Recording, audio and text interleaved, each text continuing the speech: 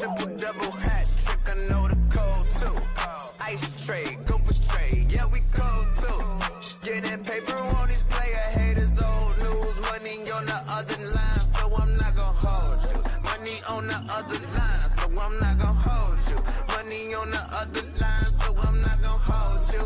Money on the other line, so I'm not gonna hold you. Money on the other line, so I'm not gonna hold. My agent just said we made 100 flat. Make it back and make it stack, this like no Steven Jack. Put my rings up in the camera like I needed that. Up in the air and at the rim is where I meet them at.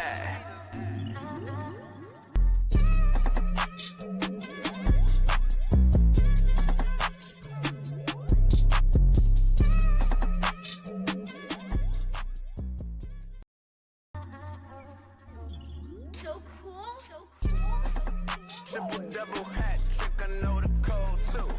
Ice trade, go for trade, yeah we cold too. Getting paper on these player haters, old news. Money on the other line, so I'm not gonna hold you. Money on the other line, so I'm not gonna hold you.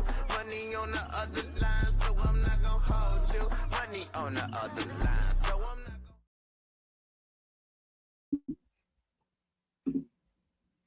What's going on, ladies and gentlemen? Good morning. Welcome to another edition of I'm Not Gonna Hold You, man. It is Monday, September 15th, 2025.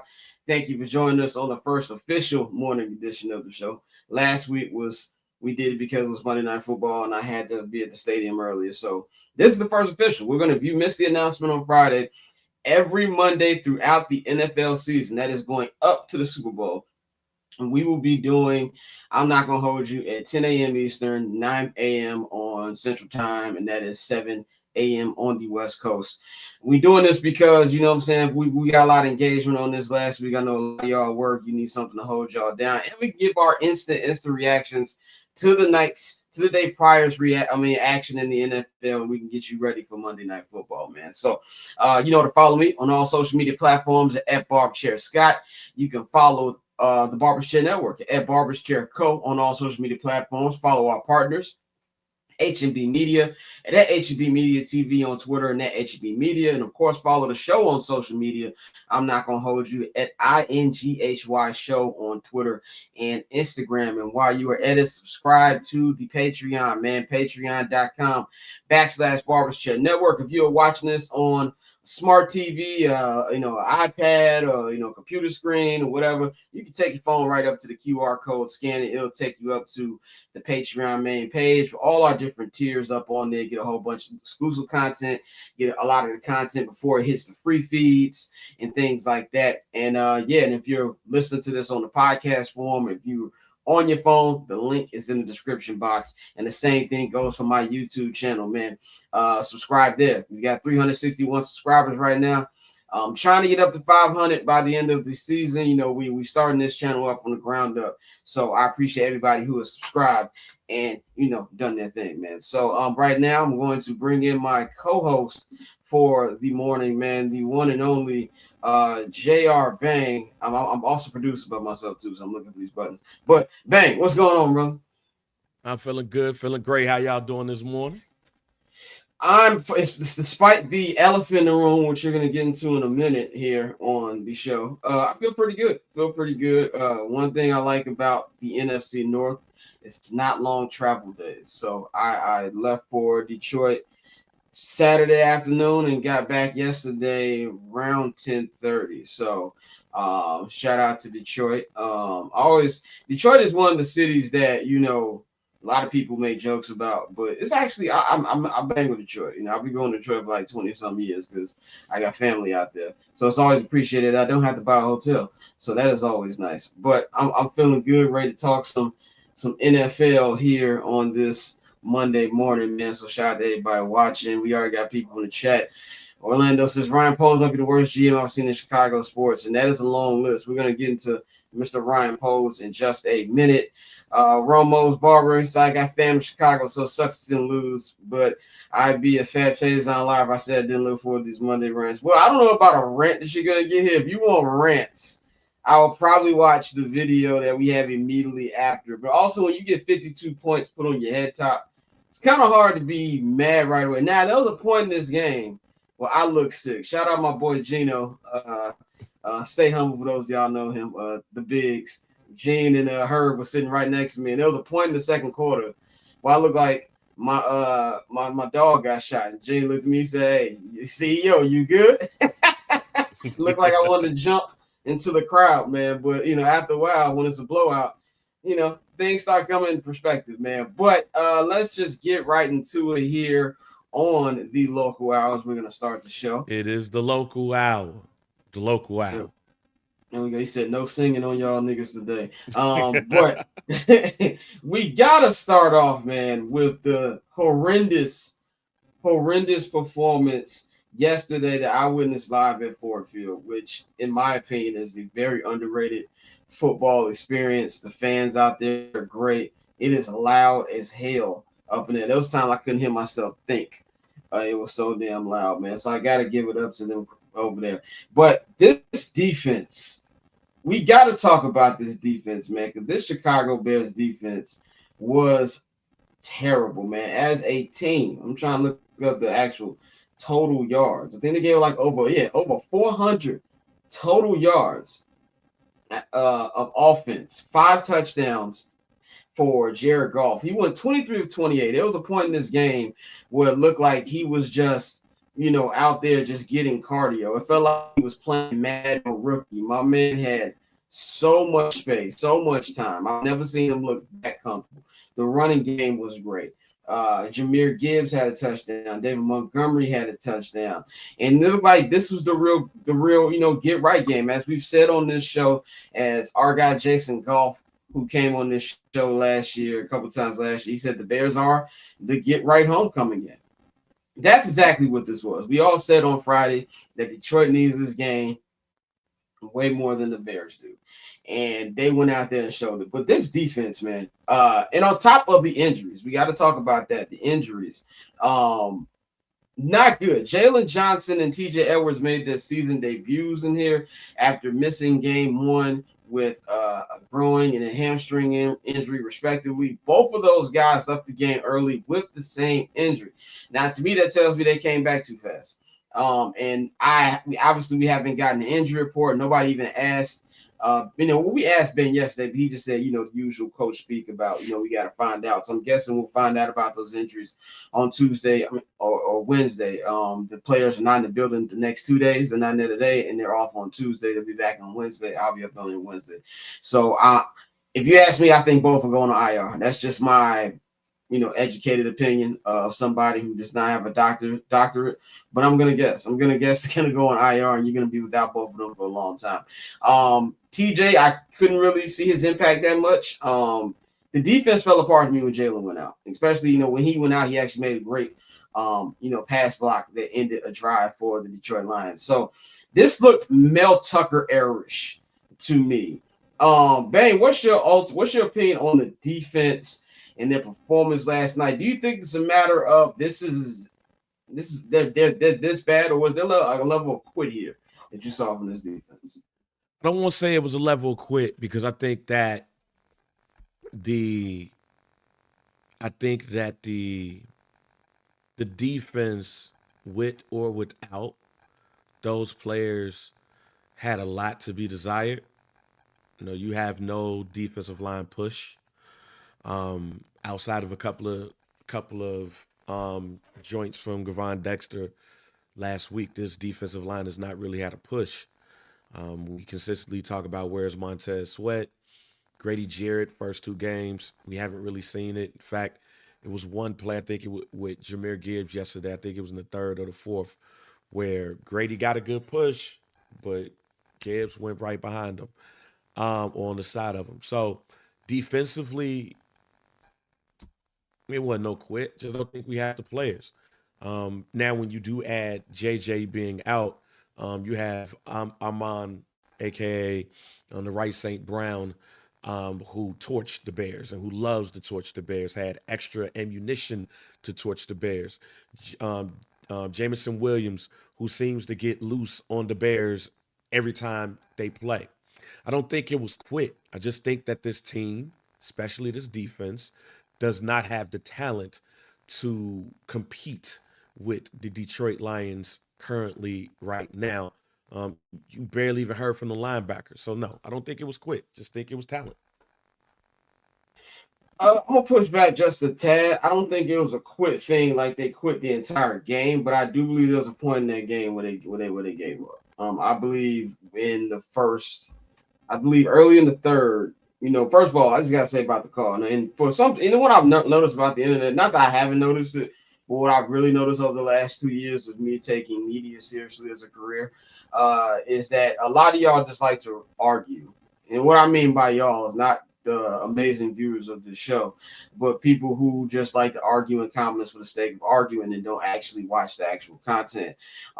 Somebody said I was blaming the refs yesterday. I was like, no, dumbass. I said right before I said the comment, I said obviously this is not the reason the Bears lost. When you put up 52 points and lose by 31, you lost because of a multitude of reasons. But that was also the worst call I've ever seen in my life. Now, they tried to explain it to us, said when his knee went down, it's a 10-second runoff. Well, that doesn't make a lick of sense to me.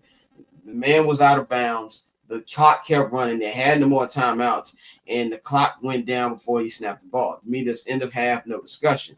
So, but that is also momentum shift, whether you want to agree with it or not. Going into halftime with as badly as your defense has played, down 10 is much different than going down 14, scoring a touchdown. So that to me was bad. But the defense, I feel like they just, once the third quarter came and the score got up to like 30, was it 35-14 or whatever, I feel like the defense was like, fuck it. Like that's really what I feel. And I feel like that about that we've seen that the last couple of years. And that also questions the character of this team. And we how many times we heard it from Bears players where they say, we still gotta Jalen said this in this pivot episode. We still gotta get on the same page when it comes to winning. And we gotta do this, we gotta do that. Or last year we want to be coached. It's like, are y'all in high school? Like, y'all are paid professionals. Like, I feel like, yes, you should have some guidance in this, but some of y'all should be motivated to play, and especially against a division rival and things like that. So I do think there was some level of quit. I think more of the issue is, like you said, Bang, there's a talent deficit on this team, which goes back to the general manager, Ryan Poles, which we will be spending a nice significant amount of time on today. Because the more I think about this project and this team, the more infuriated I get when it comes to the dude who's leading the whole thing. But yeah, bad defense, bad day. But I also don't think this defense is as bad as we saw it yesterday. I do think it's not. I don't think it's going to be as good as maybe we originally thought as a whole. I think we all knew the pass rush was going to be bad. I said that. We all said that. Anybody with eyes said that the pass rush was going to be bad. Montez Sweat is the most overrated defensive lineman in the NFL. I think more and more you see why these GMs look at Ryan Poles and they're like, oh, we finna finesse this dude. I think that Washington felt the same way. You know what I'm saying? Like, okay, let's get rid of him. And so Montez Sweat is a good DL. Not a good defensive end if you got a great D line. Like, this was 2018 with the Khalil Macks, the Hakeem Hicks, Eddie Goldman's, guys like that. Yes, then Montez is a guy who's going to come in and step in because there's so much more emphasis on the other guys. He's a 40-degree day. He's not a playmaker. And when you pay him like a playmaker, don't forget Ryan Poles. Before anything we got started, gave this man basically $100 million. He's a top 10 highest paid defensive lineman in the NFL. And you can't go out there and have that kind of production. Yes, I know he had a sack before he got taken away with a penalty, but in the words of Lamar Park legend Moesha, almost don't count. So that doesn't really mean anything to me. And I shouldn't be watching a football game for the second week in a row and I forget you're on the field. And that's how I feel about a lot of the defense. Bang, what did we say in the summer? We was like, oh, well, the defensive the edge isn't that good, but Ryan Poles has a lot of faith in the interior. I don't know about you. The interior looked like shit to me too. I didn't see Grady Jarrett. What was Grady Jarrett at? Dio was great last week. I didn't see him today. You know what I'm saying? Gervon Dexter. I feel like Gervon Dexter is like we're looking at what we would love Gervon to be because he has the tools rather than what he actually is. You know, it kind of reminds me of what we were asking for Leonard Floyd. Obviously, Leonard Floyd was a higher draft pick, and since he's left Chicago, 8 sacks a year for like 5 years in a row, by the way. Very hilarious. When I saw that stat during Sunday Night Football, I wanted to throw something. But this defense is not great. Even though it looked Mel Tuckerish last night, I don't think it's going to be that. But I do think that this is going to be some team that's big play worthy. And against the better teams, like the Detroits, like the Washington Commanders, like the Baltimore Ravens, Philadelphia Eagles, you're going to see a lot more of these blowouts, in my opinion. But they're also not going to be to the point where average teams are going to be able to dust them up as badly as we saw yesterday, which makes these next 2 games so much more important. But that's an issue right there. Moving on to our next part here in this discussion, we got to talk about the head coaching matchup here, man. Yesterday, Dan Campbell was a man with his life on the line yesterday. I know just from being in that city the last 2 years, they were ready to throw this man out of his house if he lost that game. There was no way that Dan Campbell could have lost this. Ben Johnson was public enemy number 1. I have not seen a man this hated in the city of Detroit since Michael Jordan. It has been bad. There's a lot of hurt lover syndrome last night. And me and Bang had this conversation before the show started where Detroiters, they really, really love their city. And I think we all love our city, especially Chicagoans. Like, I think Chicagoans are very underrated when it comes to city arrogance. Everybody brings up New Yorkers and Texans. By the way, if you're from Texas, I have no idea why you are arrogant. It's Texas, but that's besides the point. Chicagoans are very arrogant as well. Detroiters aren't arrogant. Detroiters really have pride for their city, and if somebody goes against their city, even something in football, obviously, they're gonna hate. And it was like it felt like your ex-girlfriend leaving you, and you got your new girl. You really don't like her. She showed out yesterday, but you still would rather have your ex back. Which is, if you ask any Lions fan unbiasedly, they'll probably tell you they welcome him back. But this goes to what you were saying just 3 weeks ago on this program. You said if it starts slow, when are we going to start to question Ben Johnson? Now, if the defense is the number 1 reason this team lost last night, to me, number 2 on that list is Mr. Benjamin Johnson.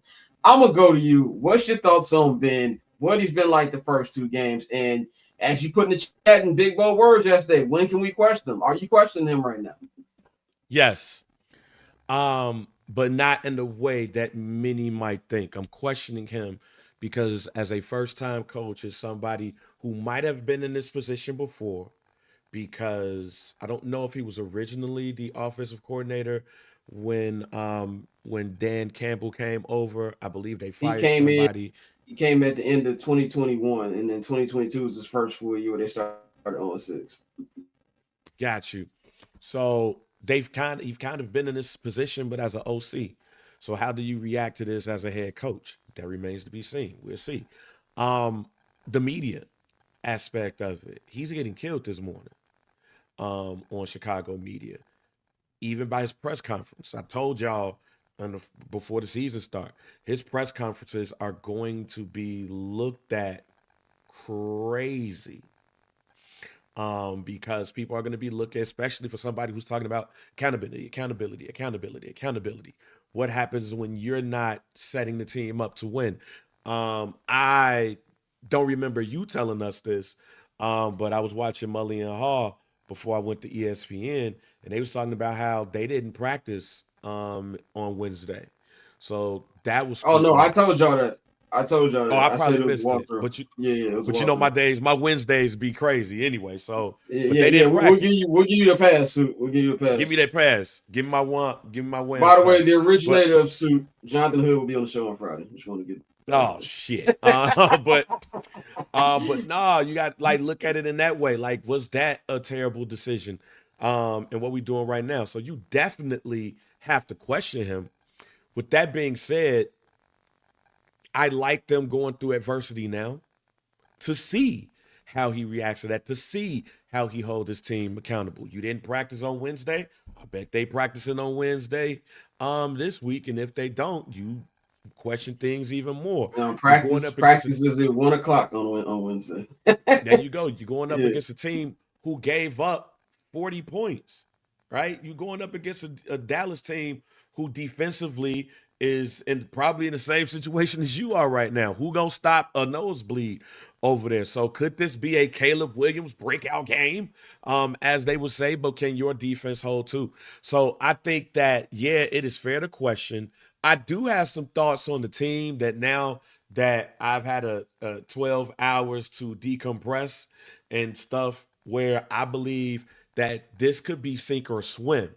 And what I mean by that is this ain't rock bottom to me. And this ain't rock bottom to me, but it's close to it. I'm going to say it's close to it. So because of that, it is going to be very important to see how Ben Johnson reacts and see how he galvanized the team. Because for a team that has not given up this amount of points since, 2014 with Mark Trestman them, we saw what happened with that team. This team is 2 games in, and we're already counting them out. So I think you're going to find out very early about not only, forget Caleb, we're going to find out very early about Ben Johnson, and if we got Sean McVay or we got Adam Gase. 100% agree. 100% agree. I don't know if question is the word I would use to say it's time to do with Ben Johnson, but I do believe the pressure's on him. And I think the pressure is on him even more than Caleb Williams. And I think that might be controversial. I said yesterday, and I even more confirmed after rewatching the game when I got home last night. Caleb Williams had a great day. We'll get into Caleb in just a second, but Caleb and Rome Odunze are the only 2 players on the field who deserve a paycheck yesterday, from my vantage point. But Ben has come here to be the wonder kid, right? Like, this is not a situation where the Bears reached when it came to this appointment. You know what I'm saying? This is a guy who was the #1 coaching candidate the last 2 seasons. In fact, he could have taken the Commander's job instead of Dan Quinn, but allegedly he told us this. This is what his own agent and other reporters have said, that he always wanted the Bears. So this is what you got. I don't think it's something where Ben is questioning himself. It's not even something where I'm necessarily worried that he can't turn it around.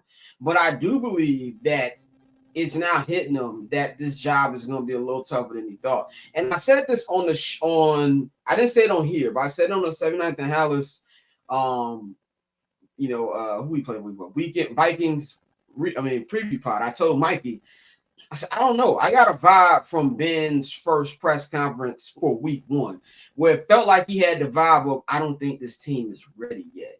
And he wished that he had a little bit more time and that training camp didn't go the way that he went. Obviously, I'm putting words in his mouth. That's just the vibe I personally felt from it. And just looking at his play call, look at his personnel use, it looks like he don't feel like the team is ready. It feels like he only trusts a certain amount of people, which is the problem that I have.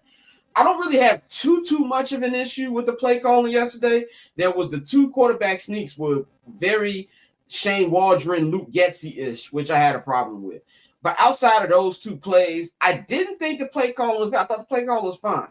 But there's other stuff like the use of personnel, which I just don't like. DeAndre Swift is what he is.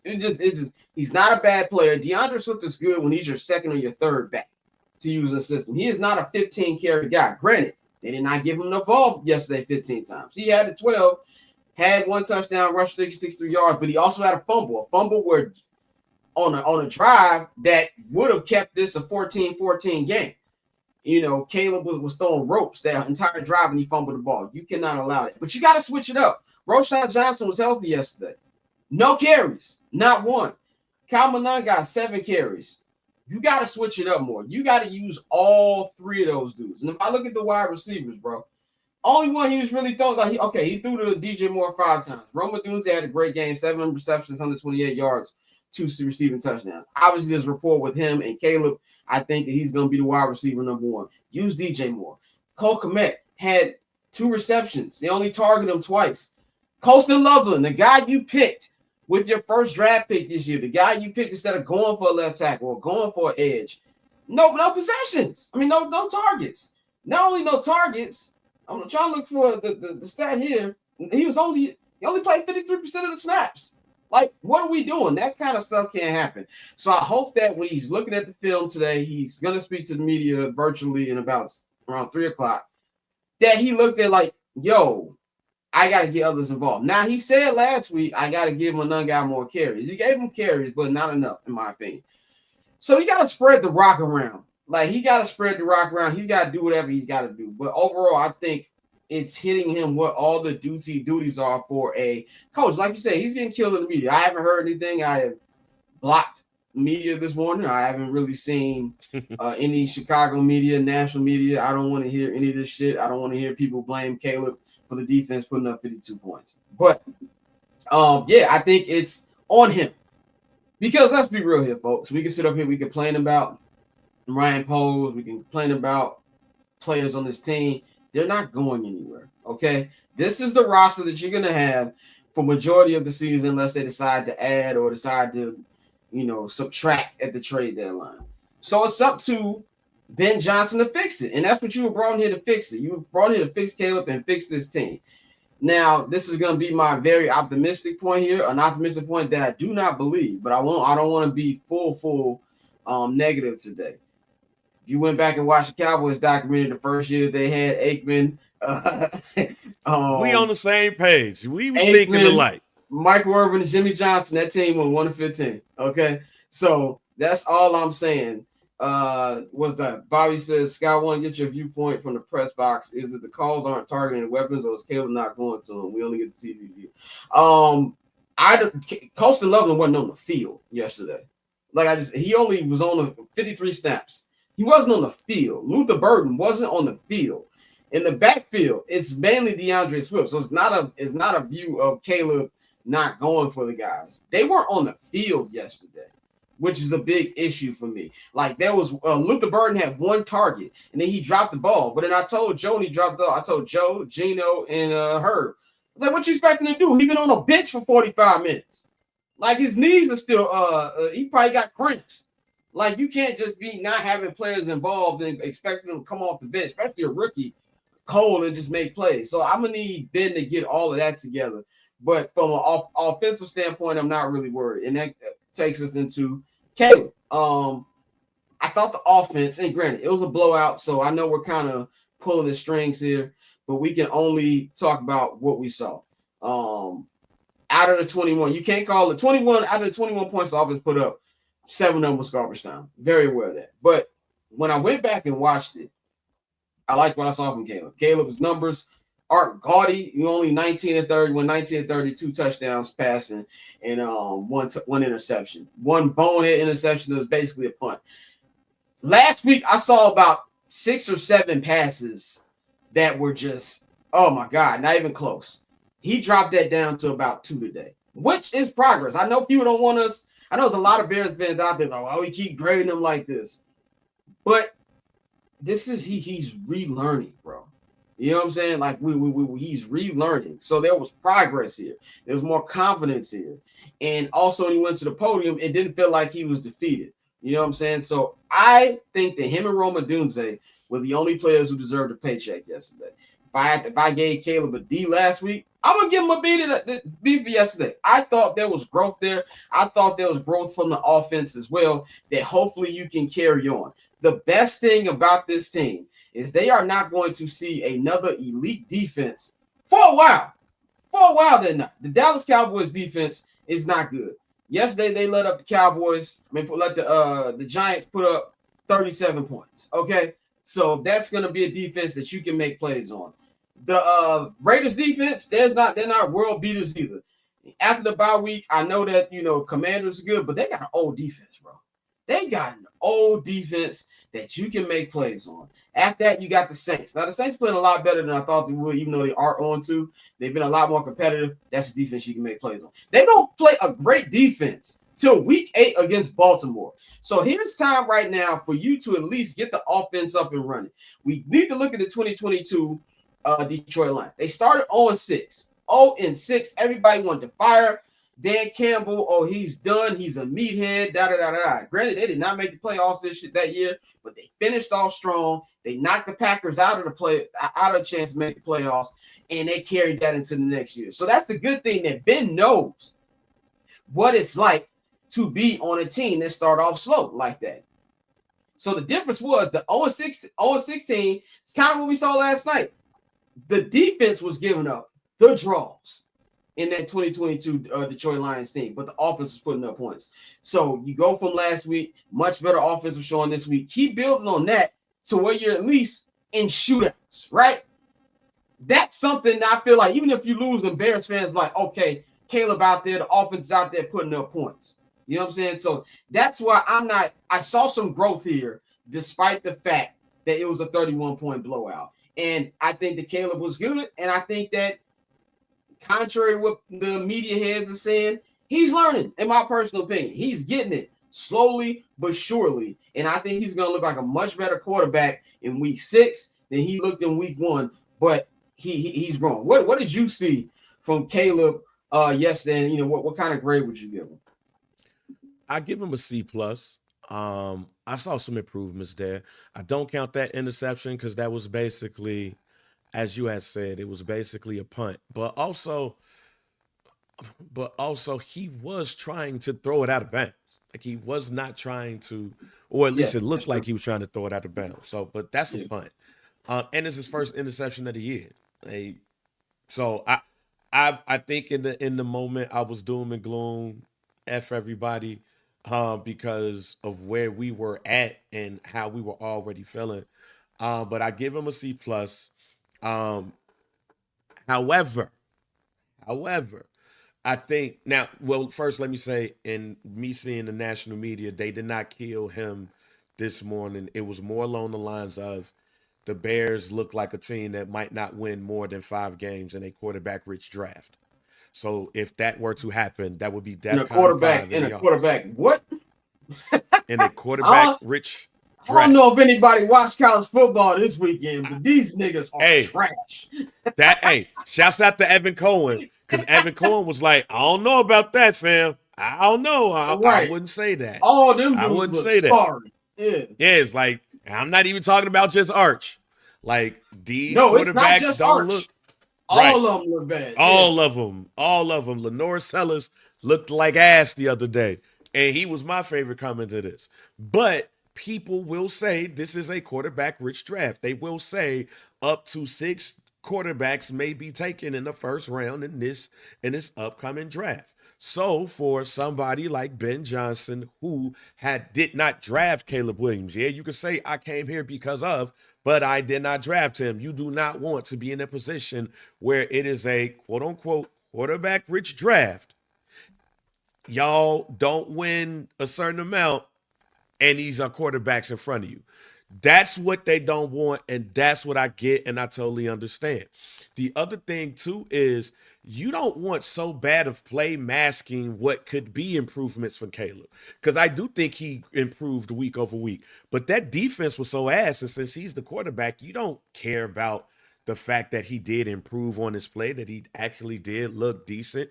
He's improved week over week, and you want to see that week over week. No, you just saw the Bears get their ass beat. You just saw 52 points get dropped on them. And one thing that I said before the season started was the defense has to hold this team together for the first couple of weeks. And I said that I had more confidence in Dennis Allen than I did Ben Johnson right now, because that defense with the right coaching will be okay. Tyreek Stevenson is supposed to be a man-to-man corner. That's supposed to be his thing. Didn't look like it. All up and down right. JJ got hurt. So who you got behind him? There's really no depth behind these corners, right? So the defensive line is terrible. Basically, what I'm saying is Ryan Poles is getting in the way of the development of his quarterback because he has not put the right people in place to at least mask some of those things that you will be going, because he's made terrible draft choices. And I don't want to say that Luther Burden is trash, because he's not. I don't want to say Coastal Leveland is trash, because he's not. But I don't want to say that Ozzie Trapillo is trash. I don't want to say that Shamar Turner is trash. And those two didn't even dress. Oh, and don't forget high draft pick Kyron Amagaji. He didn't dress either, which is a perfect segue into Ryan Poles. Which this is what made me the angriest yesterday. And we talked about this on the podcast when we did Saturday Night at the House, which is up on all podcast feeds right now if you want to check it out. It's a shorter version, it's about 30 minutes. There's no audio. We recorded this in the Ford Field media room. So yeah, we weren't standing out there for an hour. So, yeah, check it out.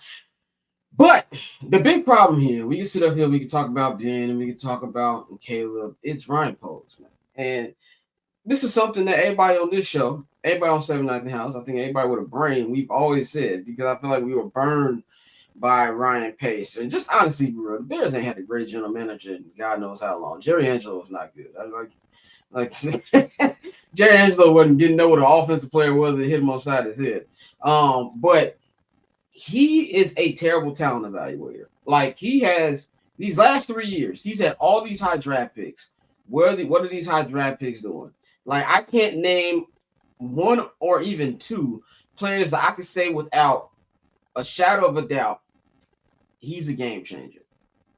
I can't name one. I don't know about you. I'm talking about people who left the team as well. Yesterday, last week, everybody was on Justin Fields' dick for the performance he had. Yesterday, he didn't score a touchdown. He left with a concussion. How many times we seen that as Bears fans? So you could put his development blame on Ryan Poles' doorstep. It's his fault. You know what I'm saying? And then you can look at the other players. Darnell Wright, he just looks like an average right guard. He just looks average. Right tackle. He's an average guy. He's not trash, but he's not had a great start to the season. And you hear about his work ethic, which the offensive line coach called out in the offseason. And everybody, their alarms went off. And now I'm thinking about that quote even more. He looks bad. Jonah Jackson. I really think these GMs know that, we can finesse Ryan Poles. Jonah Jackson, sound investment. Looks like he's been bad.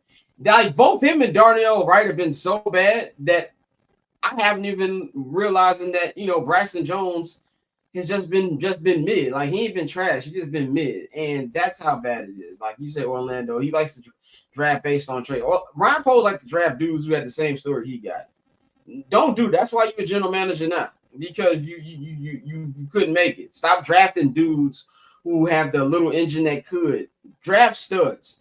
I don't care if Jalen Carter spit on everybody in at Hallis Hall. Like he's an elite talent. You draft that. Your defensive ends, your defensive tackles, they're supposed to have a little crazy in them. Like, and they try to put up this family values crap. And it's not just Ryan Poles, it's the same organization. There's an organization that didn't want profanity on their hard knocks. How dare we see these grown men, millionaire athletes cuss?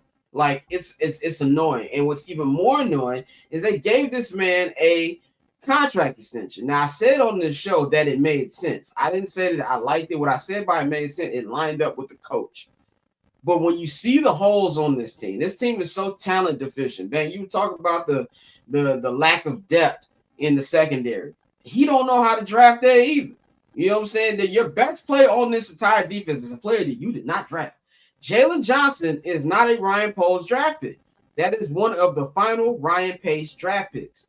It's kind of like the Arturas Carnesovas and the John Paxson thing. John Paxson was bad, but Arturas makes him look great. Ryan Pace, for all of his faults, and let's be real, he had a lot. I am not here to Monday morning quarterback Ryan Pace's career as a Bears general manager. But during that bad time, he also gave this team 2 playoff appearances. He gave this team a division title. He drafted 7 Pro Bowlers and 2 All-Pros. What has Ryan Poles done that's even been close to that? Nothing. And so you give this dude more power, and now you're stuck in, as I like to call it, the cycle of shit. Because let's just say if and when they do let go of Ryan Poles, maybe the season's over and it's not what they thought it was going to be. The talent deficit is really sticking out, and Kevin Warren says, I don't care if he signed an extension. I ain't hired this dude. I'm firing him. Now we go through the same crap we went to, because now you got a new general manager who comes in with a new philosophy, who's going to be looking at Ben. The clock's going to be on Ben because I didn't hire Ben. And it's the same thing. It's the same thing. When you got rid of Justin, you should have wiped your hands like Pontius Pilate and started over. Okay? That's what you should have did. But since you want to skip steps, which is what we said on the pod yesterday, he tried to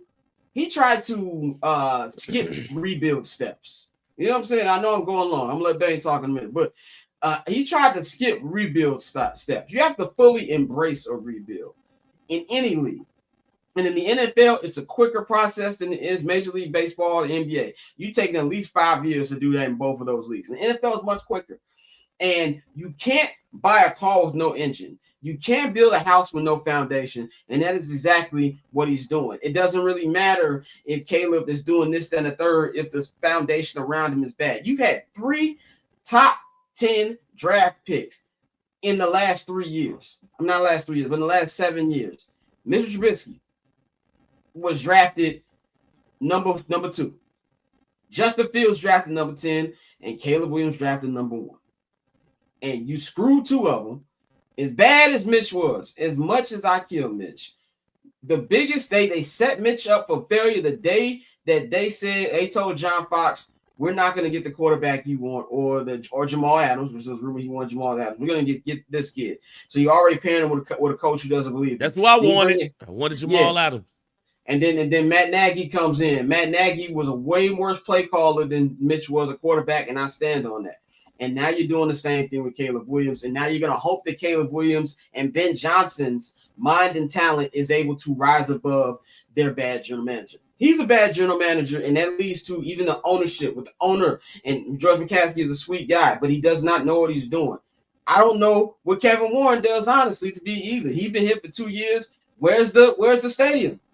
Where's the stadium? I don't want to hear about these updates. We're going to do this, that, and third. Where's the stadium? Shovel's supposed to be in the ground this year. It's not going to happen. So I know I'm ranting, but yeah, like you said, Joseph, we're in endless loop veil. Bane, what's your thoughts on Ryan Poles, this whole situation, and I guess like the cancer that's in this team? Oh man, I famously called him Leor Poles. Back when the whole Roquan Smith thing that happened, naming him after Leor Cohen, who once oversaw Def Jam, and a lot of people would say, damn near put Def Jam into the ground. That ain't changing. Look, the man track record is poor. And this is going to sound bad, or what I was going to say originally was going to sound bad. But because of where we are at in the world, I won't use certain 3-letter terms that people throw out about. But what I will say is that's what he's acting like right now. This man has a record that is so piss poor that literally if he was on any other team, not only would he have not gotten an extension, he would have been fired. When we have situations where the thought, forget it happening, the thought that people you picked in the first 3 rounds of the draft will be healthy scratches will get you in some type of shit. Ryan Poles should have not gotten an extension. This should have been the epitome of a prove it year, or better yet, they've done Ryan Poles like you did Caleb Williams and like you did Justin Fields. You kept somebody who should have been gone, and you did not start fresh. I don't put all of this season's draft picks on him because Ben Johnson was in that room with him. Ben Johnson wanted Colston. They saw Luther Burden there. They drafted Luther Burden. So those two who barely saw the field, who barely did anything, that is the combination of Poles and Johnson, to where I don't mind Colston Loveland. I think he's going to be a pretty good tight end in this league. But you needed line help. Offensive line or defensively. Same thing with Luther Burden. I think Luther Burden is going to be DJ Moore's replacement. Hot take. I don't think DJ Moore is going to be on this team next season. I don't. I'm starting to think the same way. I think this is good. I think when they drafted Luther Burden, that was their out. And I think contract-wise, if you're going to get out, he already had a team-friendly contract. But at the end of this season, you will get some immediate cap relief if DJ Moore is off this team. So your wide receiver position is Rome and Luther. Same thing with Cole. I think they prepared for 2026 That's the only thing that I could think of. Because if they did not, this looks terrible on polls. And it kind of looks terrible on Ben because he co-signed this. So it's going to be it's a lot to be desired when it comes to polls. But the only thing that I could think of is that Ben is like, he's going to tell us we could win this year, but he's really gunning for 2026 and making some huge changes on the offensive skill positions to where DJ's gone, Cole is gone. You have your 2 starting wide receivers right there. Hopefully you get some running back help with maybe Jeremiah Love or somebody else that might be popping up there. And maybe you could get younger. That's the only thing that I could think of. If that is not the case, Ryan Poles is extremely terrible at his job. Now, this has nothing to do with football, but I got Good Morning Football in the background. I just got to say, who's the new black girl on Good Morning Football? Because she fine. I just want to put that out there. I don't know who the casting director is over there, but good job, okay? But to piggyback off what Bang is saying, and that actually takes it into the next topic, final topic here on the local hour. You talk about they has plans to really compete for 2026, which doesn't sound crazy with a new coach. Maybe he's trying to get his guys in, and maybe this year's, goal is just stay afloat. I don't know. Is it time to readjust expectations? Me personally, I was asked this yesterday. I'm not ready to go there yet because with famous and beloved Chicago Bears head coach Lovie Smith said once, you got to break up the season in the quarters. Now, granted, there's 17 games, not 16, like when he was coaching, so the number's off a little bit. But the first quarter of the season is 4 games. And I said that they were going to be 2-2 after the first 4 games. Now, this is not the order I had them in. I had them 1-1 after the first 2. I had them beating Minnesota, and I did have them losing to Detroit regardless. That's what I said in the preseason. I'm not ready to go there yet. I'm not. You got 2 winnable games. I know it sounds funny because at the moment, the Bears shouldn't be looking at anything as winnable. But these are 2 winnable games. No matter how badly they played or they gave up the draws week 1, and giving up the draws week 1 looks even worse after the absolute disaster class that J.J. McCarthy put up at U.S. Bank Stadium last night. It was an absolute stink show. Or as my brother liked to say, he was throwing around burger meat all up and down that field yesterday. It looks worse. And then the absolute blowout last night. Those were the top 2 seeds in the NFL last year, regardless if you want to accept that or not. Detroit was a great team, and even though I know Minnesota had to go on the road because of wild card rules, but they won 14 games last year. That is arguably a top 3 defense in the league. So you're going to have more shots now with easier defenses to go against and more tame offenses to go. Not to say, obviously, the Vikings offense was bad, but you know what I mean. So I'm not ready to go there yet. If they finish this top 4, the next 2 games, and we go on a bye week, and then 1 and 3 or on 4, then yeah, I think it's time to temper those expectations for whatever you had them. But for right now, I don't like the order that they've lost the games. But I think they're still on track to be 2-2 the next 4. At the end of the first 4 games. Do not let Eberflus come into this stadium on Sunday and have his defense put up a good show with Tom Brady in the building because it is the NFL Fox game of the week. So, Bang, do you think it's time to readjust expectations, or is it a little early for that? Yes, because the defense is piss poor. And injuries is going to help continue that. So yeah, I think it is definitely time to readjust. And that's me saying that, and I predict them to win 8 games. The defense, if I stand on what I said, the defense was going to carry this team for the first couple of weeks as the offense get acclimated. Somebody tell me what a defensive relief is going to come at. It is not coming. You know what? The Cincinnati game, because Joe Burrow is not there, but Jamar Chase and T. Higgins is still there, ladies and gentlemen. Chase Brown is still there.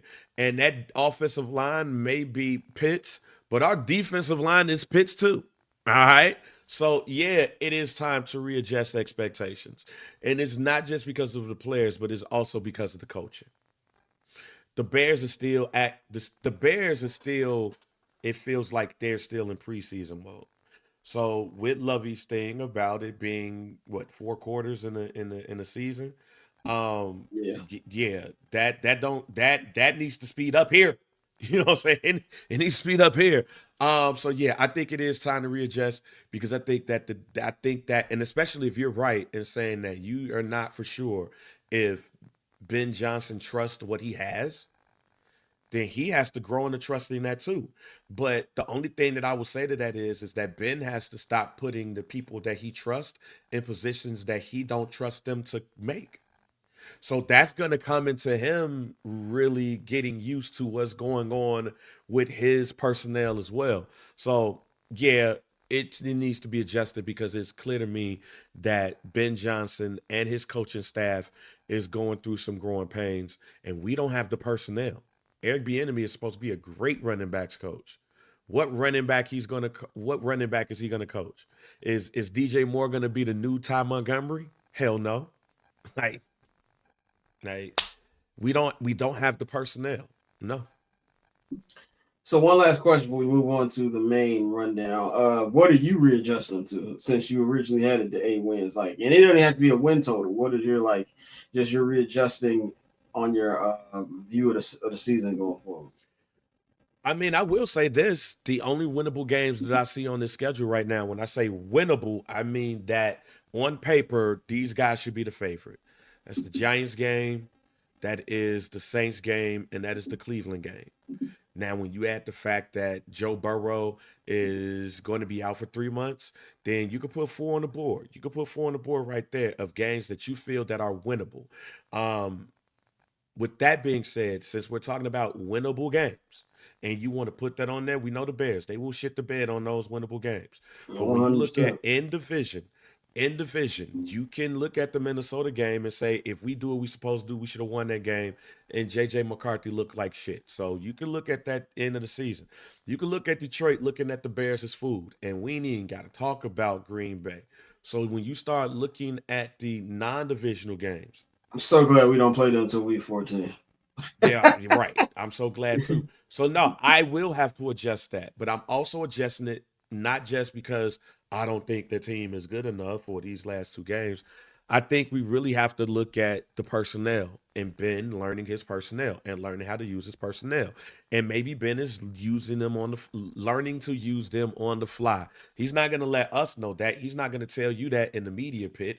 But once the cameras are off, once he's in his office and talking to his coaching staff, I think that they're really looking at how to improve the team week by week. I don't think he's looking at wins. I truly believe when he says that he's not demoralized because of yesterday, because he probably Yeah. believed that was going to happen in the first place. He know who he playing Yeah, against. he's not He a know he playing dumbass. Yeah. against. So that's not a demoralizing win. I know who they are. But I think as the win, I think Ben looks at it, and I hope this is the case. Ben looks at improvement first, the wins will come. And if we improve and we get this team into the shape that they need to be, back half of the year, we'll be competing a lot more. And again, 2026 is the go time because we're going to make some changes, probably make some trades. We're going to make some improvements.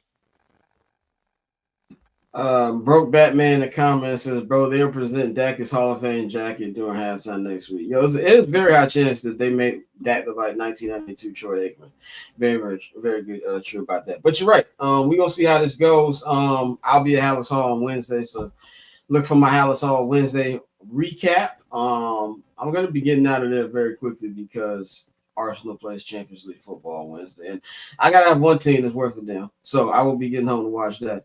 But that's it for the local hour. Local hour is sponsored by Sockman on 87th. Anyway, for real, if we would love an actual sponsor. I've been hitting people up. So if y'all know somebody or if you're watching, you like to sponsor, not just local hour of the show, please email me or DM me at Barbchair Scott. And while you're at it, get to our merchandise shop, man, bcnetshop.com. It is about to get cold in majority of the country. Go grab you a hoodie. I'm not gonna hold your hoodie like I got on right now, or you can get your 7 Act and Hallis Barbershop hoodie update, man. So let's get into the main show, man. Week two, we are done with our second NFL Sunday. There is a Monday Night Football doubleheader going on tonight. I think it's in Houston and also in Vegas tonight, man.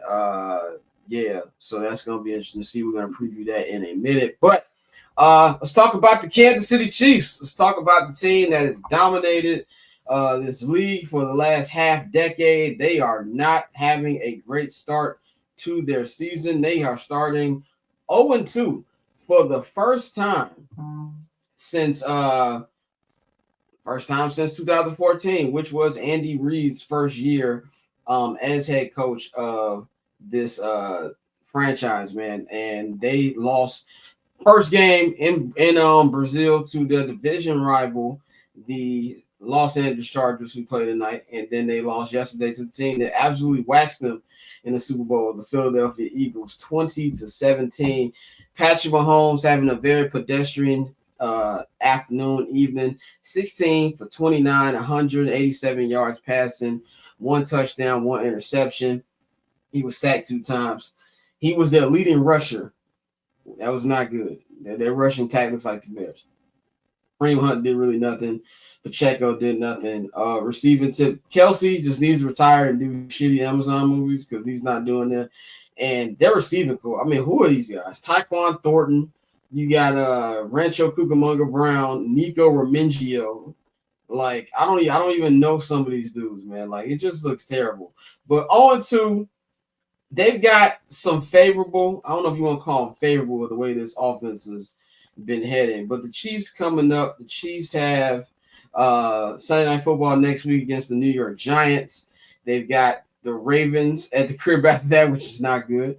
They got the Jaguars in Jacksonville, and then they've got the Lions on Sunday Night Football. So, yeah, the next 4, you got 2 winnables in 2 games that you're probably going to lose if your offense keeps looking the way it's looking. So I do feel like there's a chance right now for real panic if you are a Chiefs fan because you've never seen them look like this. And I think the fact of the matter is Pat has nobody to throw to. I think that's really what it comes down to. This is not a matter of bad play calling. Obviously, I've never talked bad about Andy Reid's play calling. I think the defense, Orlando, you got to stop putting comments here that I can't post on the screen. This is hilarious, but I can't post that, bro.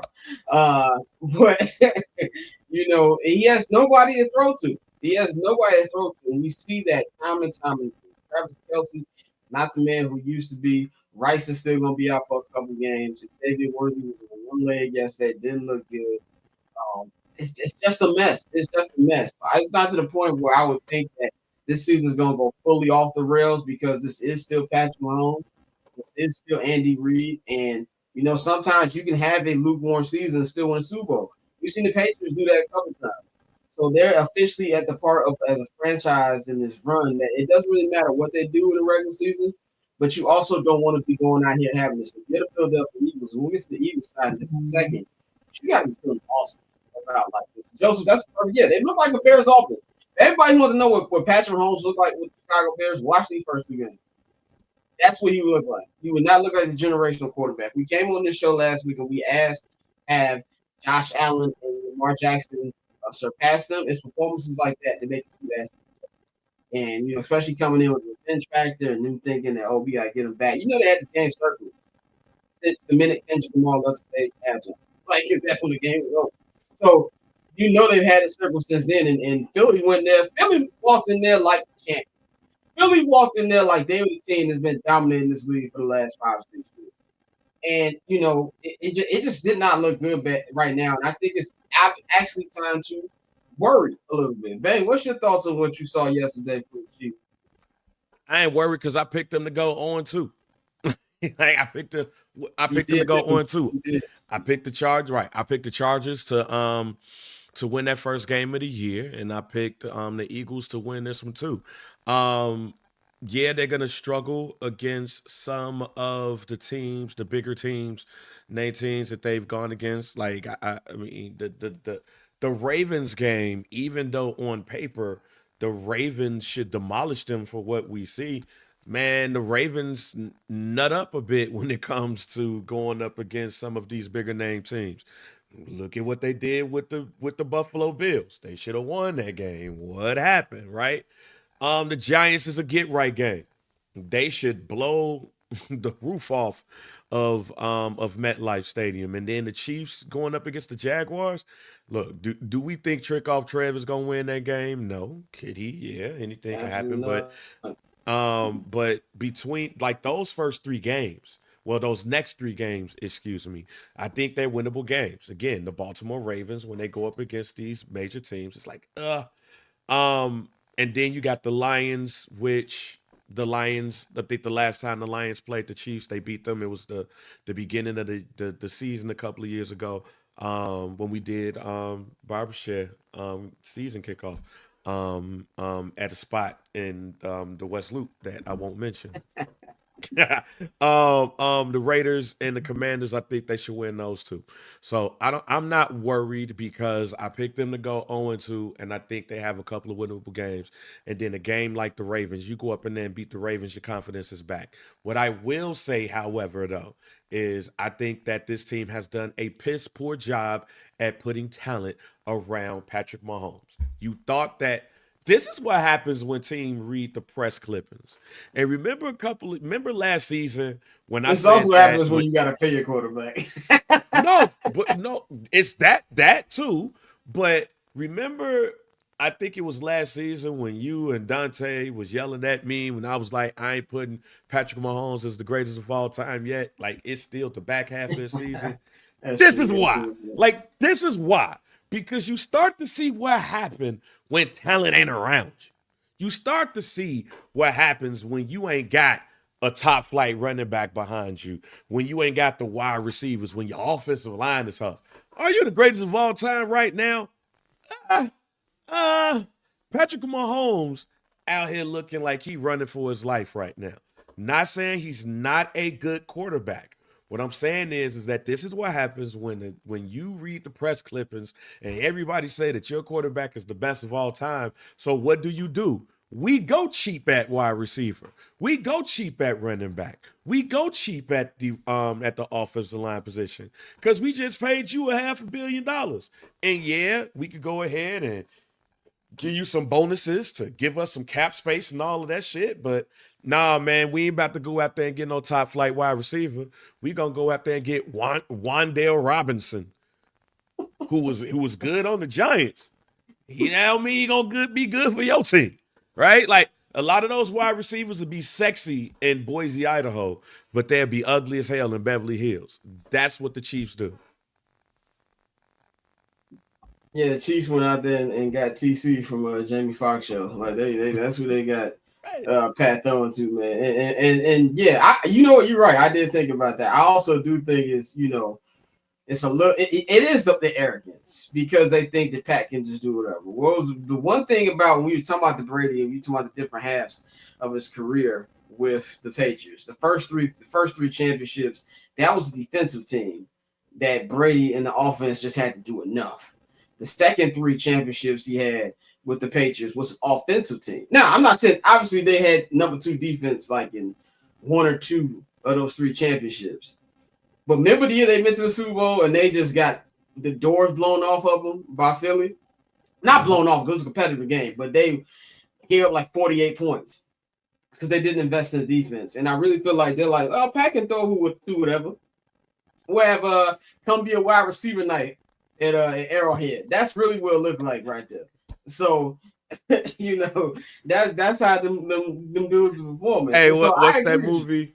What's that movie when the Philadelphia Eagles with Mark Wahlberg is a true story when they did the little training camp, like they did the little fan training camp and dude ended up winning the job as a kick returner. Like Mark Wahlberg was the I don't remember that movie, but I forgot it the sounds name like a of it. Wahlberg movie. It sounds like a Wahlberg movie, but that's what it is. That's how I feel. So I'm with you. They need to make a statement in midlife. Invincible came out in 2006. Vince Papali or whatever. He tried out It was like he was like they Rocky. He tried out and he made the team. He's like a kickoff returner. That's what they doing with the wide receivers out there in Kansas City, man. But yeah, if they don't blow out, even if they win, if they don't blow out the Giants, then I got a lot more questions, man. But let's move on to the winning side of this. That is the Philadelphia Eagles, the Super Bowl champions. They went out there confident. Now, like I said, I know I sound like a Jalen Hurts hater on this show. I am not. I'm just proving out the facts. Jalen Hurts is a quarterback who he's a winner for sure. He's not a great quarterback. He's not. He just not. I'm sorry. He's 15 out of 22, 100 yards, 101 yards passing, no touchdowns, no interceptions. Got sacked twice. Running, Saquon had 22 carries, 88 yards, 1 touchdown. Jalen Hurts also rushed for a touchdown as well. This was a defensive game because it's not like the offense of the Eagles was just amazing, because it wasn't. They just edged them out and they got the big play. That interception that Pat threw in the end zone, which is not Pat's fault, which is why I keep saying we got to bring up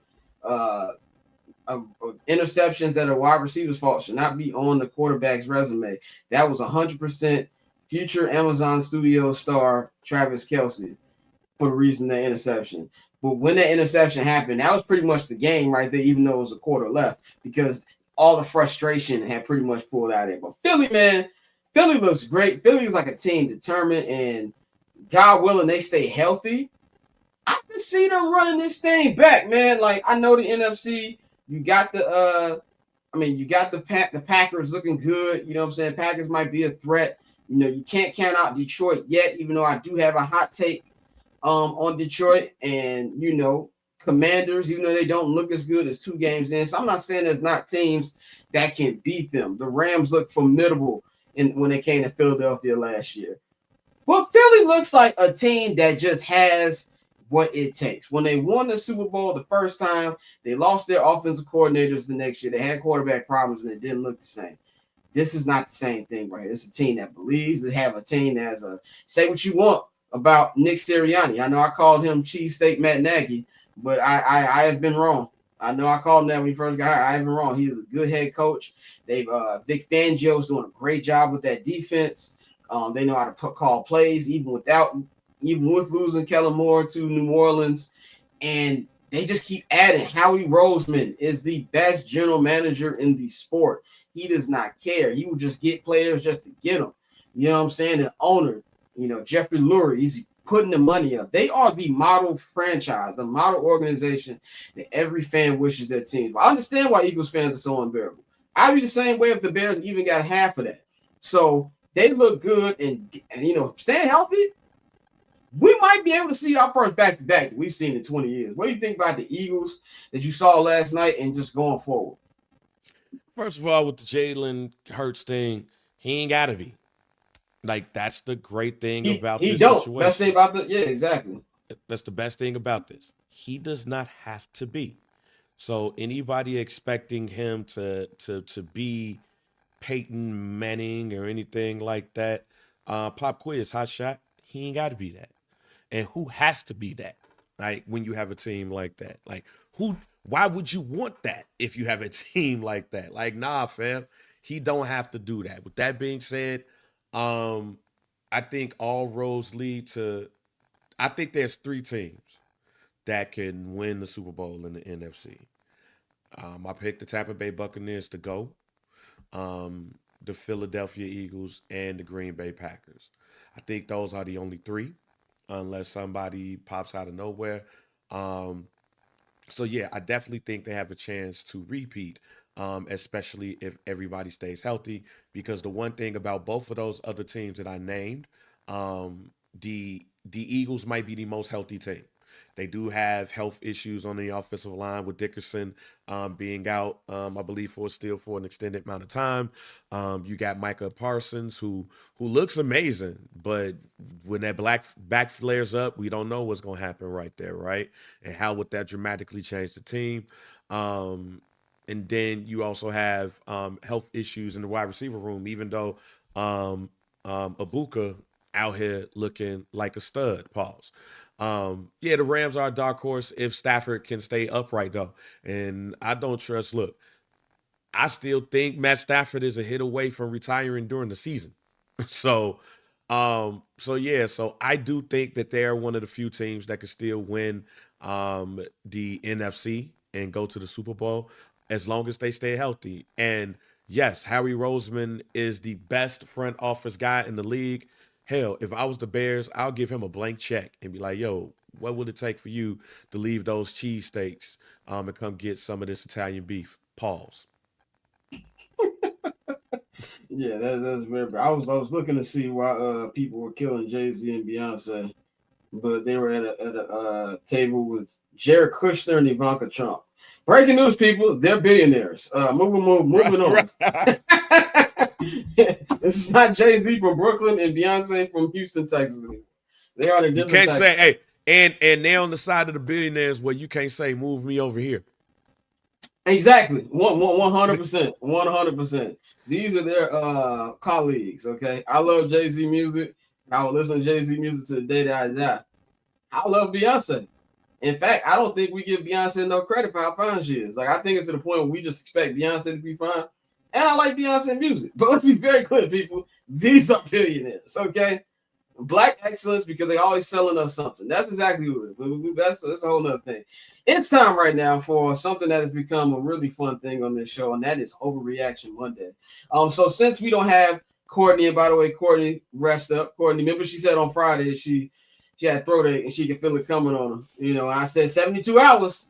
She was sick. She said allegedly she was sick yesterday. You know, she was slandering our football team in the group chat all afternoon. As I said, you don't sound like somebody who's sick.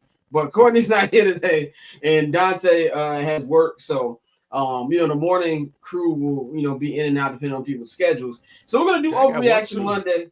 Yeah, but you a suit, bro. You lead niggas though. So I'm shit. Boy, I've been working.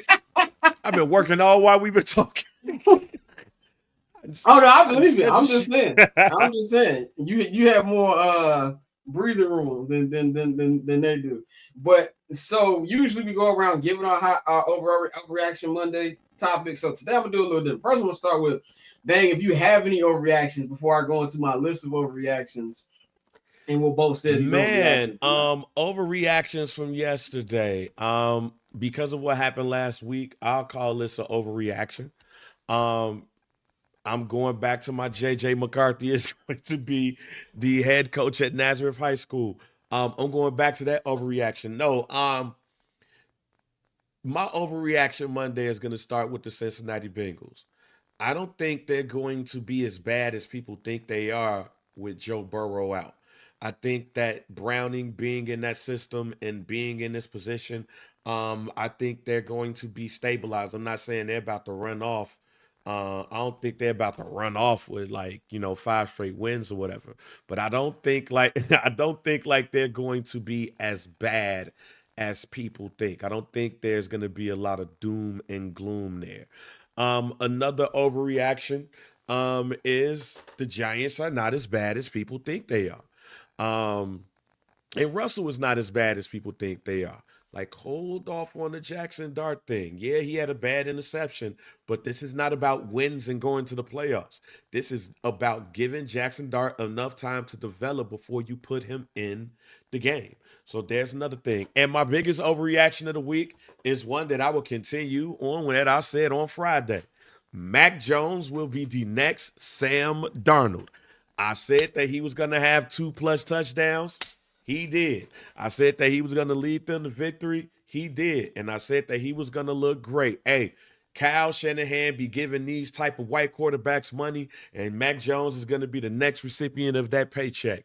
He is going to be rebuilt by Kyle Shanahan. So when Brock Purdy comes back, Kyle Shanahan is going to be like, damn, I got to go back to this dude.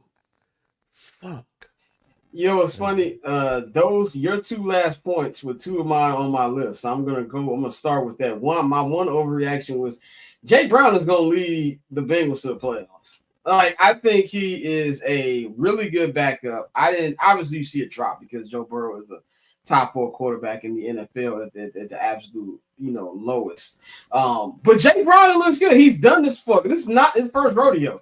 Not the first time that Joe Burrow's been hurt. You know what I'm saying? Like, we talk about indictments to front offices. This is an indictment that he's been there this long. They have never built an offensive line around him. You know what I'm saying? Ever. So I think Jake Browning can hold down the fort and really put this team in playoff position so that when Joe comes back, which I'm guessing will probably be around Christmas, he'll probably come back with 2, maybe 3 games left in the season, and he can take it from there and actually clinch the playoff spot. But I think Jake Brown is going to hold it down. My other one goes off to what you were saying about Mac Jones. Mac Jones is going to look better in Kyle Shanahan's offense than Brock Purdy. And the reason I say that, y'all know how I feel about Brock Purdy. I've been saying this about Brock Purdy since the minute that he got there. But who wanted Mac Jones from day one? We talked about this on Friday. It was Kyle Shanahan. You know what I'm saying? That exactly what it is. I think he's going to be able to. I think Mac Jones has always had better talent than Brock Purdy. He's always had the better arm strength than Brock Purdy, which is why he was drafted as highly as he was compared to a Brock Purdy. And Brock Purdy's been cool. But you can also say Brock Purdy's the reason there's not a 7th Lombardi trophy in San Francisco right now, because he had a noodle arm when it was time to go band for band with Pat at the end of that game. So that is something I don't feel is an overreaction. I think Mac Jones is going to look better. And I don't want to say Shanahan's going to have a decision because they did pay Purdy. And that is a big thing here. But I think he's going to tell Purdy, take your time. Take your time, get in there. So I'm going to go to, I got 4 others that we have not brought up. Orlando said he has a couple. My overreaction is Michael Penix ain't it. That is an overreaction because the Vikings defense is incredible. And even with it being as incredible as it was, I saw some nice throws from Michael Penix these last 2 weeks, and this is only his 5th start last night. And this is somebody who didn't think he should have been drafted that high. So I don't say all that. Another one, my second overreaction is Pittsburgh will miss the playoffs and then Mike Tomlin will resign. I don't want Mike Tomlin to resign because I love Mike Tomlin, but him missing the playoffs will be amazing because of that terrible human being he has playing quarterback. And I really laughed how the Steelers lost that game last night. Very funny. So I got 4 other overreactions that I'm gonna ask you if you think are overreactions, and then I'm gonna give my own answer to them. My first one would be, I know I'm gonna sound like a hater.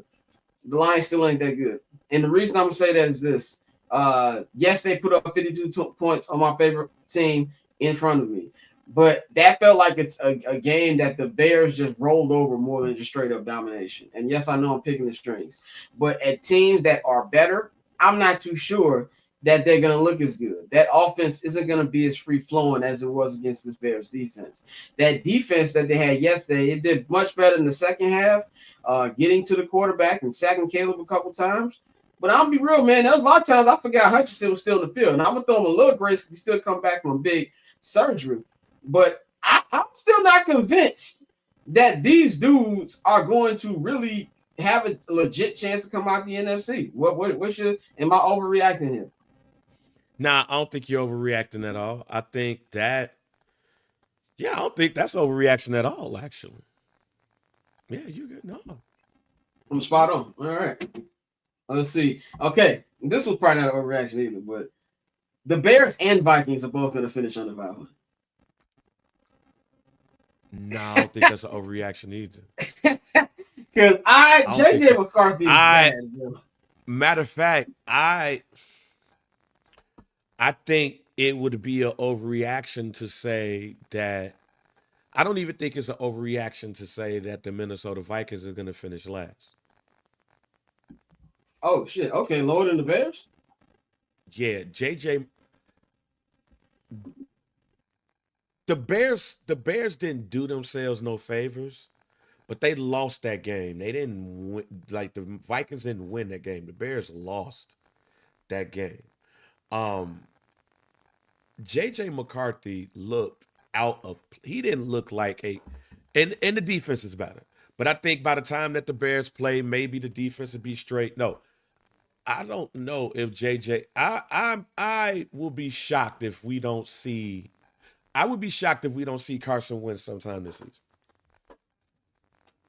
Okay, now that's an overreaction I can get into right now. Yeah, I'm with you. Said JJ won't be starting the whole year. JJ mechanics are so bad. The Vikings are going 6-11, and the Bears are going to be worse. I'm not ready to push the 5-6 wins on the Bears. Like I said, I'm gonna give them 2 more years. I don't know if I feel like with JJ to give it up to Carson Wentz. he would have to be so bad. Which I'm not saying that I can't see happening, but I'm gonna put a slight overreaction on JJ not starting the whole year. But here's the only reason why I believe that, though. The schedule for everybody in the NFC North is difficult. Everybody is difficult. So if it's difficult for everybody, the two quarterbacks you expect to struggle is the person that was picked number 1 and the person that was picked 10th. I think, however, the talent between them both are low. The talent gap between both of them, I believe, is low. And just like if I have the same questions about Caleb and what happens when adversity hit, well, shit, I ain't never seen J.J. McCarthy really hit some adversity. That man had barely lost a game in his life. Yeah, that's very true. He has been winning in almost every situation that he has been in. My next one, man, the Green Bay Packers have started off 2-0 to begin the season.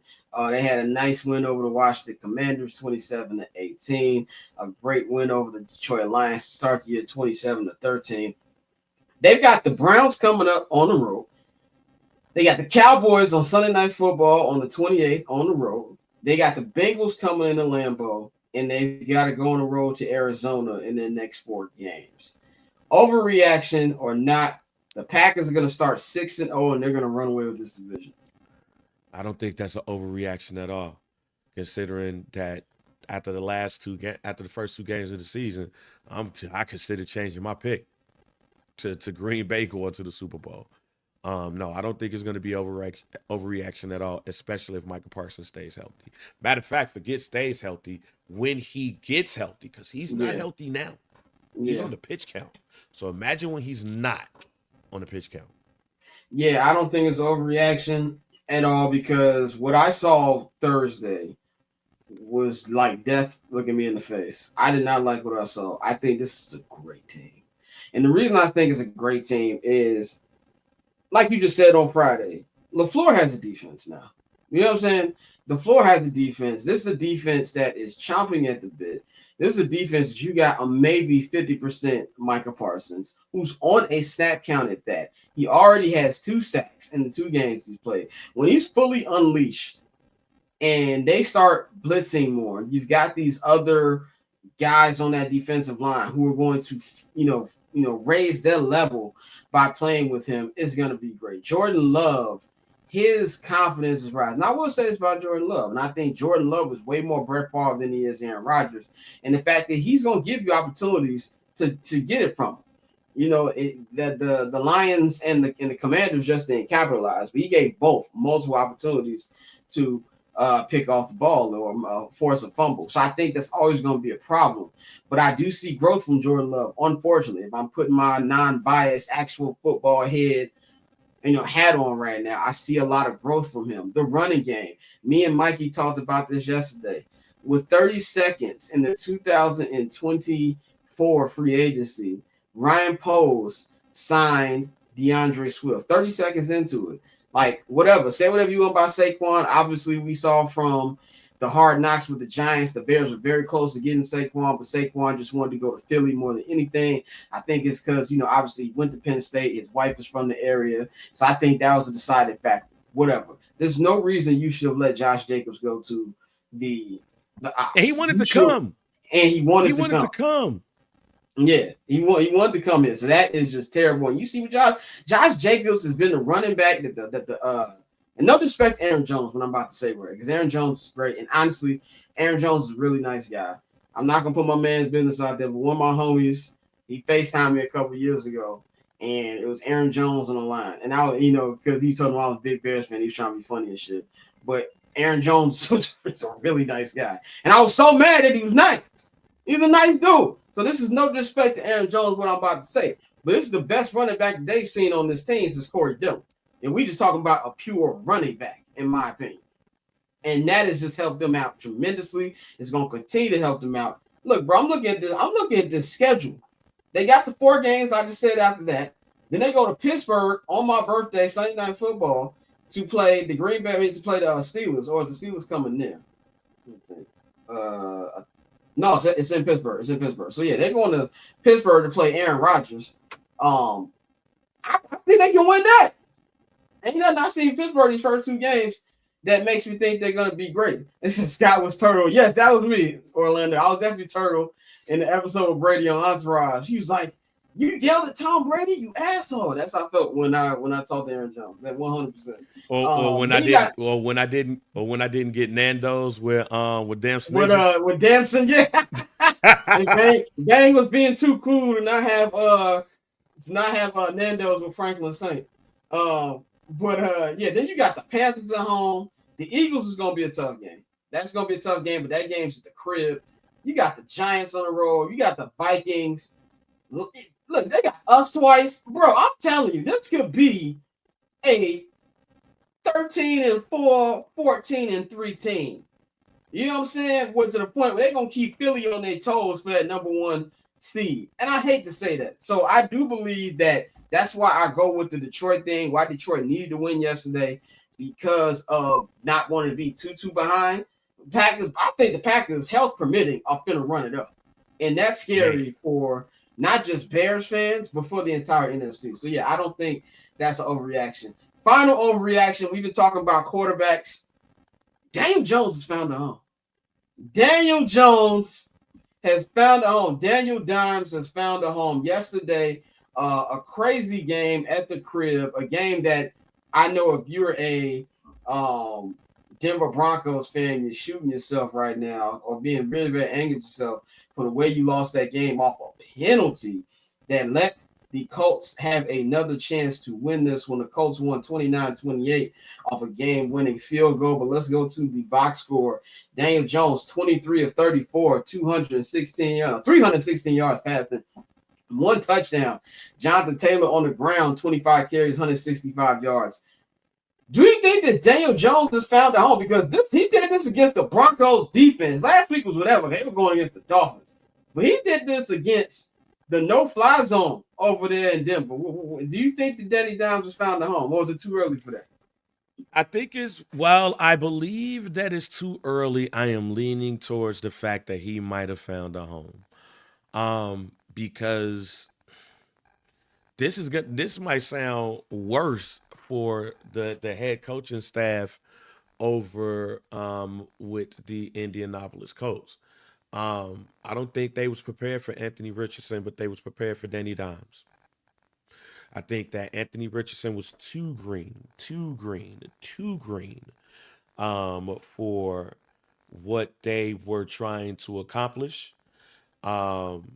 And I believe that they have the right person in play when you talk about what Danny Dimes is available to do. I don't want to go as far as saying that this will be a situation like Sam Darnold. I'm not going to go that far. But I will go as far as saying that I feel like they found their at least their quarterback for now. But also shouts out to the ownership. I told y'all last week, I say it again, hey, them Ursay daughters ain't bullshitting. She the one Ursay daughter, she out there with they got the headphones on, brother. They listen to the calls when they come in. Yeah. Them like. She is not playing around. Nah, fam. She says, look, my daddy let loose. We paying attention over here. So yeah, I was gonna say something even more wild, but I respect the dead, so I'm not gonna say what I was gonna say. Yeah, but yeah, that is Overreaction Monday here on I'm Not Gonna Hold You. One of the best segments we've got on here, man. I know we talked about the Bengals already, but I want to just talk about it from a Burrow perspective. So Joe Burrow left the game early yesterday with like a third-degree turf toe, I think was the exact injury. And according to Adam Schefter today, he will be having toe surgery that is going to sideline him a minimum. Now, this is the crazy part right here. A minimum of 3 months, which doesn't mean it's a guarantee he's going to come back in 3 months. A minimum of 3 months. We ain't got to spend too much time on this, but my question to you, like, is more about Joe Burrow, man. And if they're like in his 5 or 6 seasons that he's been in the league, He's already missed the season because of tearing his ACL. He's had these different knee injuries. I thought this is a knee injury when I first saw him go down. You got to think about the long-term health here of Joe Burrow. And, the Super Bowl run they went on 3 years ago was 3 years ago. And it's going to be 4 years ago after this season's over because they're not going to go to the Super Bowl. What does it say about the Bengals front office, Bengals ownership, that they can't even protect their prized possession? Man, this looks bad, but I ain't gonna front. I think this looks bad on Joe Burrow as well. Joe Burrow told them spend that money on keeping T. Higgins and Jamar Chase. And I feel like they could have let T. Higgins go and say that money and moved it elsewhere. Get some help on that line. You put yourself in a trick bag when you put all that money on skill positions and not on the offensive line. And if your star quarterback is telling you this is what he wants and you giving it to him, you got to put some of the blame on him too. So Joe Burrow, he's definitely one of my favorite quarterbacks in the NFL as well. So it hurts to see him not being out on the field. But at the same time, hey man, you got to put that money on not just your skill positions. You got to put it in front of you. Yeah, I 100% agree. As a Joe Burrow fan, I'm very upset about this because I'm a big Burrow guy, and he's just super fun to watch. He comes off as a cool dude, but it's an indictment to the thing. Well, I think remember we was talking about maybe Ben Johnson won't come to the Bears, and we was talking about the Bengals. And I was like, at the end of the day, brother, the Bengals to the Bengals. They cheaper than the damn Bears, and that's what it looks like. The makeshift offensive line, the non-existent defense. How long they played in Trey Hendrickson's face all summer. This is just who they are. And if you're a Bengals fan, I'd be extremely upset because you're ruining the one prize guy we got on our team. So that stinks for them. I had Cowboys Giants on the rundown, but we already talked about them. So we're just gonna move on to our Monday Night Football preview. Today we have our first Monday Night Football doubleheader. And I said on Friday I didn't like the doubleheaders. I don't like the doubleheaders with the games on at the same time. These games are not on at the same time, so I'm perfectly fine with this. We've got first off in the first half of the doubleheader, you got the Bake Show, my man Baker Mayfield and Bang's NFC pick, the Tampa Bay Buccaneers heading to Houston to take on C.J. Stroud and the Houston Texans. This game, man, the Bucs coming off a great win last week, a nice comeback win in Atlanta. And you just see somebody. We talk about evaluating quarterbacks and how you got to really have a great infrastructure in place. Baker Mayfield is a prime example of that. When he finally got into a great infrastructure, really I know we're going to give Tampa credit, and rightfully so. But the man I feel like we really need to be giving credit for this Baker Mayfield resurrection is Sean McVay. When Sean McVay brought him in as the backup in Los Angeles, and I think it was it Golf or was it Stafford who got hurt? I think it was Stafford who got hurt. It was the year after Stafford who got hurt. Yeah, Stafford who got hurt. Baker came in for like a month, really held it down, and that got the Tampa Bay Buccaneers involved. And then at first, in the way that my man Bunny Colvin and the entire team, Liam Cohen before he went over there to Jacksonville. And can I say about Liam Cohen? Because people kill Caleb for just smiling on the bench. And by the way, when you're down 31 points and you did your job as a quarterback, I don't know what else the fuck you want me to do. When he goes on the sideline and pouts, y'all got an issue with that as well. But you can have a quarterback like Trick or Trev who, puts his hand like, fuck out my face, to Liam Cohen yesterday. And then you got a Bo Nix who's actually yelling at his Super Bowl winning head coach, Sean Payton. As much as I can't stand Sean Payton, I have heard nothing about either one of them incidents. Let Caleb even look his eye at Ben Johnson the wrong way. That's going to lead off SportsCenter. So I just want to point out. Bo Nix ain't good enough to be doing that. Yeah, Bomani Nix ain't good enough to be doing that. Trevor Lawrence, damn sure, ain't good enough to be doing that. So if that was Caleb, that'd be front news on Get Up. So I just want to point out the hypocrisy right there. But back to Baker Mayfield. Liam Cohen was part of the team that helped build him to where he is. Now, Baker is in my opinion, a top 6 quarterback in the NFC. Baker's that guy. He comes in the clutch. He knows how to win. He's won playoff games for this team. And he has become the quarterback that everybody in Cleveland wanted him and thought he could be. And I think that this is a team. The Texans are a team that got too hot too quick. And now we're seeing the issues with them. I think the Texans are going to struggle until CJ starts to be more accurate, until CJ knows how to read defenses, which has been a problem since defensive coordinators got film with him. And I don't think that's going to change much. I think he's going to have a better game today than he did last week against the Rams. But I got the Bucs. I got the Bucs in this one, and I got the Bucs by double digits as well. How you got this game playing out? I got the Bucs big too. I mean, y'all know this is my Super Bowl pick. That defense for the Titans don't look as good as I thought it was going to look. CJ Stroud, like I said, the aura is no longer there. There's no aura when it comes to him no more. So I do got Tampa Bay winning this game, and I do got them winning by double digits. Final game of the week 2 schedule in our Monday Night Football doubleheader will be the Oakland. Not Oakland. I keep calling them Oakland. They should still be Oakland. But the Las Vegas Raiders home opener. This is the first home opener in the Pete Carroll Geno era. They had a great win last Sunday in Foxborough over Drake May and the New England Patriots. They will be taking on another 1-0 team division matchup here tonight. Justin Herbert in a 1-0 San Diego. 2 teams that should be in the city that they left still. The Los Angeles Chargers, aka the least cared about team in Los Angeles. That's the Los Angeles Angels are cared more than the Chargers. They are the least cared team about in that city. And then, yeah, Nick, you just said it. Jim versus Pete, people. Pete Carroll versus Jim Harbaugh. These two are not friends whatsoever. You want to see 2 old white men bicker? Watch this game. It already happened in the media this week.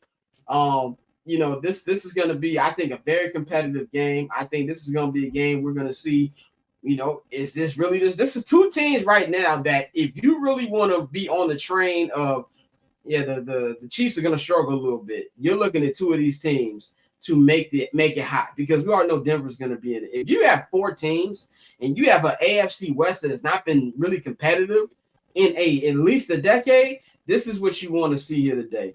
I'm on the train that the Chargers are going to make a turn. And not that I don't like the Raiders. I like Geno. I like Pete Carroll. I didn't want Pete Carroll to be my head coach because of his age, but I like him. And I think the NFL is better when the Raiders are good. Having said all of that, I got 2 road wins tonight. I got the Chargers going into Las Vegas, getting the dub. My man Jay Herbo balls out, and they're going to start the season 2-0 and put some real pressure on the Chiefs. How you got this game going tonight? Hey, man, first of all, the rivalry is renewed. Pete Carroll versus Jim Harbaugh. I'm going to love to see that at the same time. Yeah, I got Jim Harbaugh on this one right here, too. I think that I have to believe. I know Courtney's going to be like, bang, no, you don't. I have to believe after last week that Jay Herbo turned the corner. Gonna have to believe that. With a running game, Ladd, McConkley over there, as well. And that defense, and that's partly the reason why. That defense for the Chargers is why I believe that they're going to be better as advertised. Looks real good. So I'm going to go with the Chargers on this one. Definitely should be interesting night, man. That is all we've got for y'all on this official morning edition of I'm Not Gonna Hold You. Shout out to everybody who watched. We'll be back on Friday at our usual 5 p.m. Eastern, 4 p.m. Central Time to get y'all ready. Recap Thursday Night Football. It's a pretty ugly Thursday Night Football game this week. I think it's Bills Dolphins. Yeah, I think it's Bills Dolphins. We're back to the Avs. The Avs Thursday night games. Yeah, they gave Amazon a gimme last week, but this one is not going to be good. But we will recap it. We're going to recap that. We're going to preview week 3. I think we're going to have a little baseball talk on here as well as we're getting closer and closer to the end of the baseball season. There's a new episode of High and Outside right now from Dante and Courtney if you want to check that out. We got 2 more weeks in the season for the best playoffs in sports, in my opinion, kicks off. And then Toaston's going to join us again. We're going to continue to talk about the hell that he's in as a Manchester United fan, as them bums lost again. And we're going to preview match week 5, and we're going to talk about the first week in the Champions League, how that went down, man. So Said 2-0, welcome to the bloodline. So we're gonna be talking about all that on Friday. So you know to follow me all social media platforms at Barberchair Scott. You can follow Bang at JR Bang on all social media platforms. Follow the Barber's Chair at Barber's Chair Co. Follow our partners H&B Media at H&B Media TV on Twitter and at H&B Media on Instagram. Follow the show. I'm not going to hold you at INGHY show on both Twitter and Instagram. And also subscribe to the Patreon, man. Patreon.com/Barbershop Network. If you're watching this on your big screen TV or on an iPad or whatever, take your phone up to the QR code, scan it. It will take you to all of the different tiers. You can subscribe on there as well. And when you subscribe, you get 25% off your first order on the Barbershop Network merchandise shop. It is getting colder. Well, not colder. I feel like we in the final stage of summer. So we actually got like a week left of summer. So we got I looked on the schedule, about 10 days of 80 to 90 degree weather. But after that, it's going to get a little chilly. So you might want to copy a hoodie. You know what I'm saying? Get you a hoodie, get you a long sleeve shirt. bcnetshop.com. Also subscribe to my YouTube channel. Same thing applies. Scan the QR code or click the link in the description box, man. Anything, Bang, you want to promote before we get up out here? I know y'all got a new First Black Champ up. I'm about to upload that audio right now. And then, we doing some dude this week, too. So yeah, y'all tune in. And I'm gonna get in the group chat today and ask when can we do summer sessions. We have a little schedule crisis going on right here, and my sleep schedule will not allow me to record so late anymore. So I have to figure this out. We ain't done one in a minute, so we will try to figure that out, man. But shout out to all y'all for joining, and we gonna holler at y'all on Friday. 79th and Hallis is up on all the podcast feeds right now as well. You want to check out episode 273. So for me, for Bang, we about here.